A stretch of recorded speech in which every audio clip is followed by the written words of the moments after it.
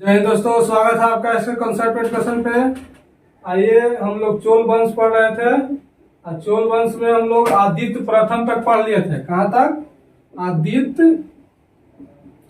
आदित्य प्रथम जो राजा हुआ था, आदित्य प्रथम तक पढ़ लिए थे। उसके बाद का राजा हम लोगों को प्रांतक प्रथम है। कौन?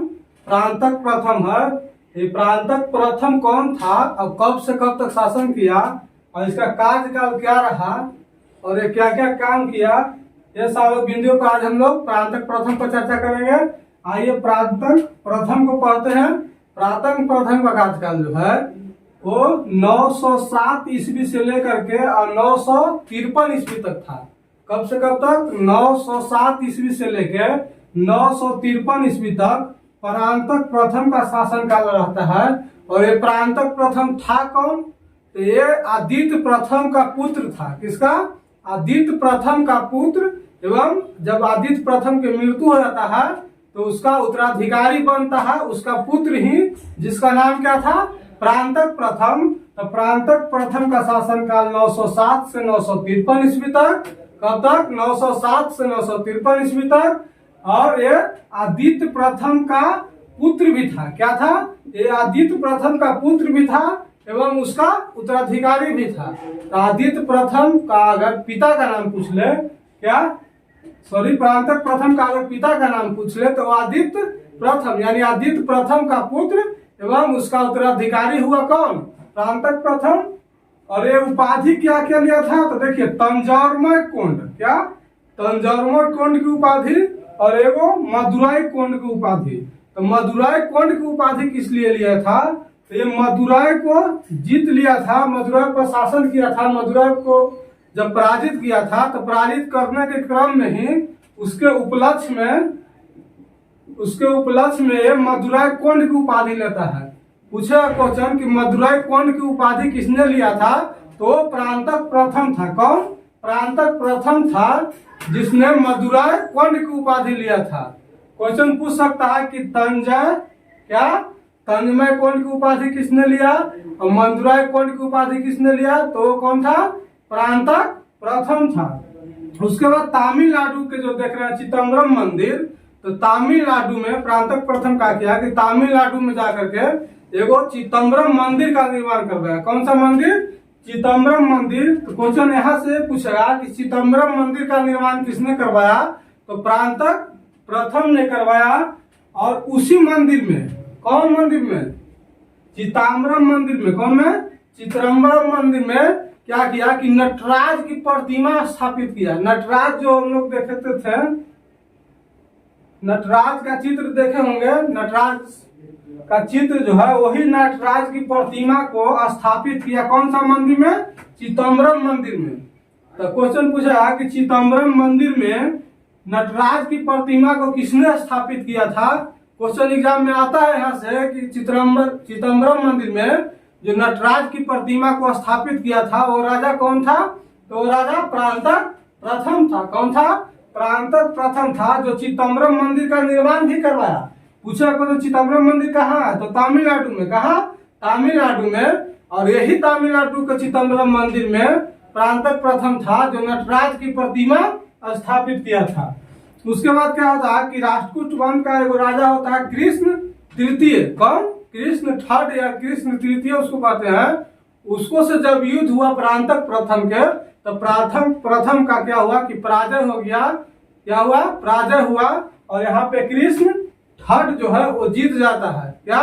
कृष्ण थर्ड जीत जाता है। इसके बारे में सिर्फ इतना ही पढ़ना था और इससे ज्यादा क्वेश्चन एग्जाम में नहीं आएगा। बीपीएससी प्री के एग्जाम तक, ऑब्जेक्टिव एग्जाम में कोई में इससे ज्यादा अगर प्रांतक प्रथम से क्वेश्चन पूछेगा तो उसका उपाधि से क्वेश्चन पूछता है और चिदम्बरम मंदिर और उसके नटराज की प्रतिमा की स्थापना करने से, बस यही क्वेश्चन पूछेगा और इसके सिवाय कोई क्वेश्चन यहाँ से नहीं पूछता है एग्जाम में। तो आइए इसको एक बार फिर से रिवाइज कर लेते हैं ताकि हम लोग को वीडियो में ही ठीक ढंग से याद हो जाए। प्रांतक प्रथम। क्या? प्रांतक प्रथम। तो प्रांतक प्रथम था कौन? तो प्रांतक प्रथम जो था वो क्या था कि आदित्य प्रथम जो था उसका पुत्र, एवं जब आदित्य प्रथम की मृत्यु हो जाता है तो उसका उत्तराधिकारी बनता है। कौन उसका उत्तराधिकारी बनता है? तो प्रांतक प्रथम। इसलिए प्रांतक प्रथम क्या था कि से आदित्य प्रथम का पुत्र एवं उसका उत्तराधिकारी, और उसका कार्यकाल कब से कब तक रहता है तो 907 से लेकर के 953 ईस्वी तक। कब तक? 907 से 953 ईस्वी तक। और ये उपाधि धारण करता है दो को। कौन? दो उपाधि धारण करता है, तंजमय कोंड और मदुराय कोंड का। तंजमय कोंड और मदुराय कोंड की उपाधि धारण करता है। मदुराय कोंड की उपाधि मदुराय पर चढ़ाई किया था और वहां विजय प्राप्त कर लिया था। उसी उपलक्ष्य में ये मदुराय कोंड की उपाधि लेता है। क्या? मदुराय कोंड की उपाधि लेता है। और तमिलनाडु में, कहां पे?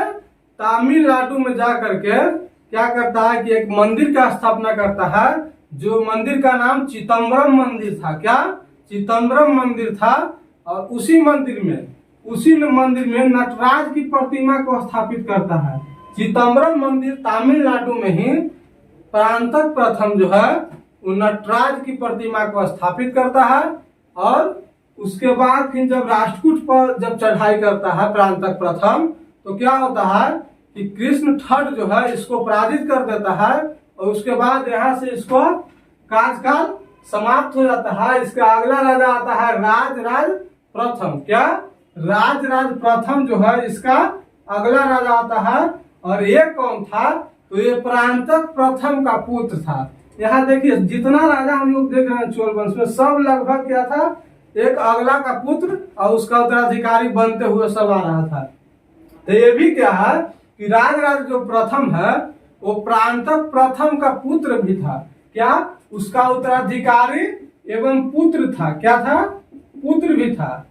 तो पूछेगा क्वेश्चन कि प्रांतक जो राजा राज फर्स्ट था वो कौन था? तो प्रांतक प्रथम का पुत्र एवं उसका उत्तराधिकारी था। और इसका शासनकाल कब से कब तक रहा? तो 985 से लेकर के 1014 ईस्वी तक। कब तक? 985 से लेकर के 1014 ईस्वी तक राजराज प्रथम शासन करता है। कौन? राजराज प्रथम का शासनकाल 985 से लेकर के 1014 ईस्वी तक रहता है। कब तक? 1014 ईस्वी तक रहता है। और ये प्रांतक प्रथम का पुत्र एवं उसका उत्तराधिकारी था। क्या था? प्रांतक प्रथम का पुत्र एवं उसका उत्तराधिकारी था। और चोल वंश का इसका महानतम शासक कहा जाता है। चोल वंश में कहा जाता है कि इससे महानतम शासक चोल वंश में नहीं था। राजराज प्रथम जो है, राजराज प्रथम को चोल वंश का महानतम शासक कहा जाता है। क्या? महानतम शासक एवं प्रतापी शासक, एकदम बहुत ही तरक्कीपूर्ण शासक था। एकदम सबसे महानतम इसको कह सकते हैं, प्रतापी कह सकते हैं। क्या? राजराज प्रथम जो था वो एक महानतम एवं प्रतापी राजा था। क्या था? महानतम एवं प्रतापी राजा था। आइए इसका कुछ महत्वपूर्ण कार्य देख लेते हैं, उपलब्धियां देख लेते हैं, क्या क्या उपलब्धि था इसके शासनकाल में। तो देखिए ये दक्षिण भारत में, कहा? दक्षिण भारत में 9 शक्ति, क्या 9 सैनिक का जो शक्ति होता है उसको निर्माण किया था, उसका स्थापना किया था। 9 सैनिक का जो शक्ति होता है उसका स्थापना, उसका निर्माण किया था। कौन? राजराज प्रथम जो है वो दक्षिण भारत में, किस साइड? तमिलनाडु के साइड में। चोल वंश उसी साइड में था, दक्षिण भारत में ही। और क्या था कि दक्षिण भारत में 9 सैनिक का, क्या पानी वाला जो सैनिक होता है, पानी वाला जो सैनिक होता है उसका क्या है कि शक्ति स्थापित करता है। क्या? शक्ति का निर्माण करवाता है। उसके बाद में क्या होता है कि श्रीलंका के 85%, इसको सियोल भी कहते थे। क्या? श्रीलंका के 85% भूभागों पर अधिकार कर लेता है। ये क्या करता है कि जब भारत पर अधिकार हो जाता है उसके बाद क्या करता है कि श्रीलंका पर चढ़ाई करता है। कहाँ? श्रीलंका। दक्षिण में देख रहे हैं हम लोग तमिलनाडु, उसके बाद फिर समुद्र, उसके बाद फिर श्रीलंका आता है। फिर हम लोग देखिए, फिर जब हम लोग को हिस्ट्री खत्म हो जाएगा तो आगे हम लोग जियोग्राफी भी करेंगे और पॉलिटी भी। पॉलिटी तो हम लोग का पूरा खत्म हो गया है। क्या? पॉलिटी हम लोग का पूरा खत्म हो गया। जैसे ही हिस्ट्री समाप्त होता है हम लोग आगे जियोग्राफी स्टार्ट करेंगे। क्या? जियोग्राफी। और उसके बाद फिर साइंस हम लोग स्टार्ट करेंगे। तो बारी बारी से हम लोग सारे क्रम को देखेंगे। अगर पॉलिटी का नहीं देखें वीडियो तो पॉलिटी का प्लेलिस्ट बना हुआ है, पॉलिटी का प्लेलिस्ट को चेक कीजिए। एकदम सारा इम्पोर्टेंट टॉपिक जितना है सारा एकदम A to Z एकदम पढ़ाया हुआ है, एकदम बारी बारी से क्रम में। अगर उसको देख लेते हैं, अगर पूरा जो पॉलिटी का प्लेलिस्ट बना हुआ है, जो पॉलिटी का जो भी पॉलिटी का प्लेलिस्ट है, जो पॉलिटी का प्लेलिस्ट बना हुआ है, उसको अगर सारा वीडियो को क्रम से पढ़ के जाते हैं तो हम उम्मीद करते हैं कि बीपीएससी पीटी तक एक भी क्वेश्चन आप लोगों को नहीं छूटेगा। ये मेरा दावा है, उम्मीद है। आप लोग अगर नहीं पढ़े हैं पॉलिटी का प्लेलिस्ट को तो उसको जा करके रिवाइज एक बार करके देखिए, कंटेंट बहुत ज्यादा है। उसके बाद क्या होता है कि श्रीलंका पर चढ़ाई करता है, और श्रीलंका पर चढ़ाई करने के बाद क्या होता है कि 85% भूभाग पर जितना उसका क्षेत्रफल था, उसका क्षेत्रफल का 85% पर वो क्या कर लेता है कि राजराज प्रथम जो है वो अधिकार कर लेता है। क्या? राजराज प्रथम श्रीलंका के 85% भूभागों पर अधिकार कर लेता है। उसके बाद क्या है कि तंजौर के बिंदेश्वर मंदिर का निर्माण करवाता है। राजराज प्रथम से क्वेश्चन बहुत ज्यादा एग्जाम में यहाँ से पूछता है। कहाँ से? यहाँ से। और बीपीएससी इस तीनों को ज्यादा पूछता है। बीपीएससी से उठाइएगा, ये तीनों बीपीएससी का पूछा हुआ प्रश्न है। ये भी बीपीएससी का पीटी का पूछा हुआ प्रश्न है, ये भी बीपीएससी का पीटी का पूछा हुआ प्रश्न है, और ये भी बीपीएससी का पीटी का पूछा हुआ प्रश्न। ये सारा जो है बीपीएससी का पीटी का प्रश्न पूछा हुआ है। तंजौर के बिंदेश्वर मंदिर का निर्माण कौन करवाया था? तो राजराज प्रथम तंजौर के बिंदेश्वर मंदिर का निर्माण करवाया। और इसी मंदिर के निर्माण कराने के क्रम में क्या इस मंदिर का निर्माण करवाया था, उसी उपलक्ष्य में एक उपाधि लेता है। क्या उपाधि लेता है? तो शिवपादेश्वर। क्या? शिवपाद शेखर की उपाधि। कैसा? शिवपाद शेखर की उपाधि लेता है। किस लिए उपाधि लेता है? क्योंकि वो बिंदेश्वर मंदिर का निर्माण जैसे ही पूरा होता है तो क्या करता है कि शिवपाद शेखर की उपाधि लेता है। क्या? शिवपाद शेखर की उपाधि लेता है। आइए एक बार फिर से राजराज प्रथम को रिवाइज कर लेते हैं ताकि हम लोग को वीडियो में ही ठीक ढंग से याद हो जाए। देखिए, राजराज प्रथम कौन? राजराज प्रथम जो है वो प्रांतक प्रथम का पुत्र एवं उसका उत्तराधिकारी था। क्या था? प्रांतक प्रथम का पुत्र एवं उसका उत्तराधिकारी था। और इसका शासनकाल 985 से लेकर के 1014 ईस्वी तक रहता है। कब तक? 985 से 1014 ईस्वी तक रहता है। और ये चोल वंश का, इसको राजराज प्रथम को कहा जाता है कि चोल वंश का महानतम एवं प्रतापी शासक था। क्या? महानतम एवं प्रतापी राजा था। और राजराज प्रथम। उसके बाद इसके कार्यों पर चर्चा कर लेते हैं। तो ये क्या किया था कि दक्षिण भारत में नौसैनिक का जो शक्ति होता है उसका निर्माण किया था। और श्रीलंका के 85% भूभागों पर, कितना? 85% भूभागों पर क्या करता है कि अपना अधिकार कर लेता है। श्रीलंका पर चढ़ाई करता है और श्रीलंका के 85% भूभाग पर अधिकार कर लेता है। उसके बाद तंजौर में, कहा? तंजौर में बिंदेश्वर मंदिर का निर्माण करवाता है। कहा?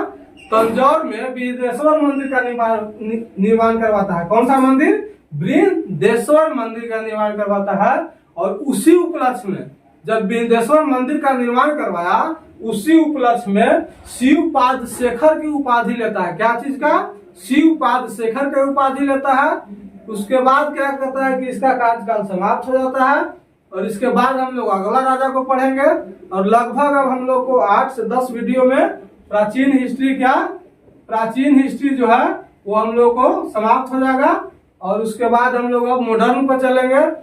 एग्जाम में मॉडर्न से भर भर के क्वेश्चन पूछता है। उम्मीद करते हैं वीडियो का सीरीज पसंद आ रहा होगा। अगर पसंद आ रहा है तो वीडियो को लाइक, शेयर, कमेंट और चैनल को सब्सक्राइब जरूर कर ले। अपना परिवार को बढ़ाने में सपोर्ट कीजिए और कमेंट जरूर किया कीजिए वीडियो पे। वीडियो कैसा लग रहा है कमेंट जरूर किया कीजिए। और जितना हो सके ज्यादा से ज्यादा वीडियो को शेयर कीजिए और अपना परिवार को बढ़ाने में सपोर्ट कीजिए। धन्यवाद।